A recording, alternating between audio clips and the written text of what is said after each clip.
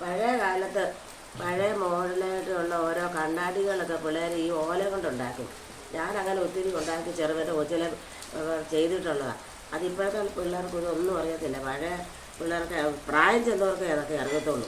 ഒത്തിരി കാര്യങ്ങളുണ്ട് ഓലയും കൊണ്ടൊക്കെ ചെയ്യുന്നത്. അതുകൊണ്ട് ഇപ്പോഴത്തെ ഞാനൊരു കണ്ണാടി ഉണ്ടാക്കി കൊടുക്കുക കൊച്ചിന്. ഞങ്ങളുടെ ചെറുക്കനെ പഠിക്കുന്ന സ്കൂളിലോട്ട് ഇത് വേണമെന്ന് പറഞ്ഞാൽ അതുണ്ടാക്കി കാണിക്കാൻ പോവുക. ഇതിങ്ങനെ ഈ ഒരു ഓല എടുത്തിട്ട് ഇതിൻ്റെ ഓല ഇങ്ങനെ കീറിയെടുക്കണം. ആ ഈർക്കിൽ കളയരുത്. ഇങ്ങനെ കീറിയെടുത്തിട്ട് ഇതിൻ്റെ ഒരെണ്ണം എടുത്ത് ഇതിൻ്റെ ഇത്രയും വലിപ്പത്തിൽ ഒരു കഷ്ണം എടുക്കണം. അതെടുത്തിട്ട് ഇത് ഇങ്ങനെ അങ്ങോട്ട് വെക്കണം. ഇങ്ങനെ അങ്ങോട്ട് വെച്ച്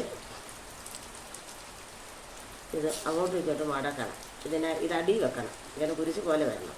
കുരിശ് പോലെ വന്ന് ഇത് അടിയിലോട്ട് വെച്ച് ഇതിങ്ങനെ ഈ ഒരു വശം ഇങ്ങനെ മടക്കണം, ഈ ഒരു വശം ഇങ്ങനെ മടക്കണം. മടക്കിയിട്ട് ഈ നീണ്ടു നിൽക്കുന്ന വശം കൂടെ ഇങ്ങനെ മടക്കി കഴിയുമ്പോഴത്തേക്കിന് ഇത് ഒരു പിടുത്തം ഉണ്ടാകും. ഇത് നിന്നിട്ട് ഇതിനാവശ്യത്തിനുള്ള നീളം എടുക്കുക. ആ എടുത്ത കഷ്ണം ഇതിൻ്റെ വാൽ മുറിച്ച് കളഞ്ഞിട്ട് ഈ വിടവിലോട്ട് ഇങ്ങനെ അത് കയറ്റണം. ഇങ്ങനെ പിടിച്ചുകൊണ്ട് കയറ്റി ഇതിങ്ങനെ വലിച്ചെടുക്കണം. ഒന്ന് വലിച്ച് മുറുക്കി എടുത്തിട്ട് ഇതിങ്ങനെ നല്ല ടൈറ്റായിട്ട് ഇരിക്കുക. അത് പിന്നെ നമ്മൾ നേരെ പുറകോട്ട് കൊണ്ടുവന്നിട്ട് ഈ ഒരു ഇതിലോട്ട് വെക്കണം. ഇങ്ങനെ കൂർക്കണം. ഇതിടയ്ക്കൂടെ ഇങ്ങനെ കൂർത്ത് വെക്കണം. കൂർത്ത് വെച്ച്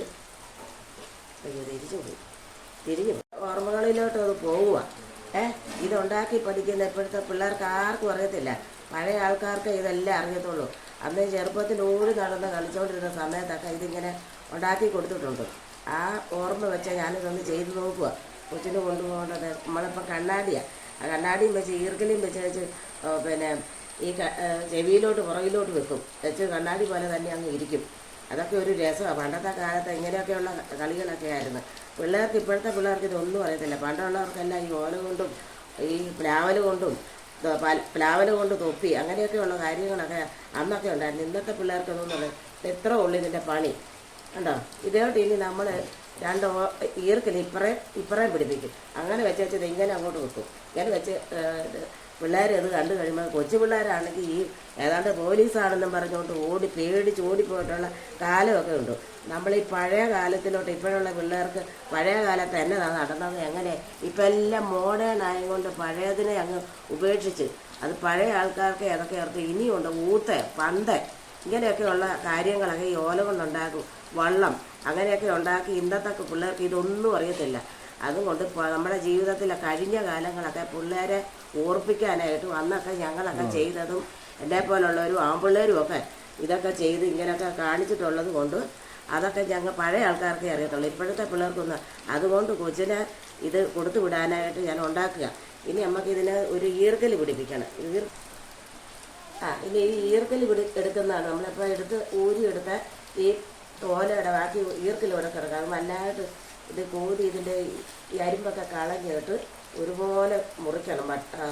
ഒരുപോലെ ഒരേ നീളത്തിൽ മുറിച്ച് രണ്ടും ഒരേ നീളത്തിൽ മുറിച്ചെടുക്കണം. നമ്മുടെ ചെവിയുടെ വെക്കുന്നതിനനുസരിച്ച് ഇങ്ങനെ അങ്ങോട്ട് മുറിച്ചെടുക്കണം. എന്നാലേ അത് ഒപ്പം നിൽക്കത്തുള്ളൂ. ഇങ്ങനെ അങ്ങോട്ട് എടുത്തിട്ട് രണ്ടെണ്ണം എടുത്ത് കാണിക്കാം.